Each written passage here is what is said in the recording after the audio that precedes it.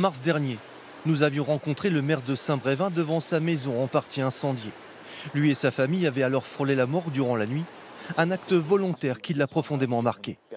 Choqué, bien sûr, la peur aussi, bien sûr, quand c'est aussi inattendu et puis aussi violent quand même. Un acte de trop, la goutte d'eau qui l'a notamment poussé à présenter sa démission via les réseaux sociaux.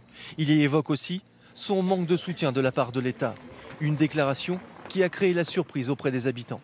Non seulement ça m'a choqué ce matin, c'est moi qui ai averti ma femme, en plus c'est notre médecin. On est complètement abasourdis. Je trouve ça regrettable qu'on soit amené à se retrouver dans cette situation-là où on va être une ville sans maire. Dans le même temps, l'édile a décidé de quitter la ville et de fermer son cabinet médical fin juin. Donc sa clientèle va se retrouver sans médecin et c'est pas facile d'en retrouver un. Au cœur de cette histoire, la construction d'un centre d'accueil des migrants près de cette école. Depuis des mois, elle cristallise toutes les tensions, d'un côté des opposants de l'extrême droite, de l'autre des partisans du projet. Manifestations, menaces.